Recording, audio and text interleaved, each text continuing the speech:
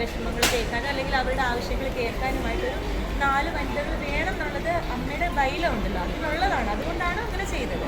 അപ്പം ഈ ഇലക്ഷൻ അല്ലെങ്കിൽ ഒരു 4 സീറ്റിലേക്ക് മത്സരിക്കുമ്പോൾ സ്ഥാനാർത്ഥിയായിട്ട് സ്ത്രീകൾ മാത്രം മതി, അല്ലെങ്കിൽ അത്തരത്തിലുള്ള ഒരു സംവരണം വേണ്ടിയിരുന്നില്ലേ?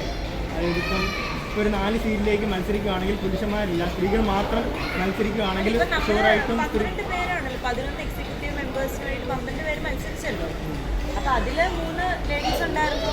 അപ്പം ഇപ്പോൾ ജോയിൻറ്റ് സെക്രട്ടറി അല്ലെങ്കിൽ മഞ്ജു ചേച്ചിയോ കുട്ടു ചേച്ചി ആരെങ്കിലും ജയിച്ചിരുന്നെങ്കിൽ അതും കൂടെ പ്ലസ് 4 പേരായല്ലോ വനിത.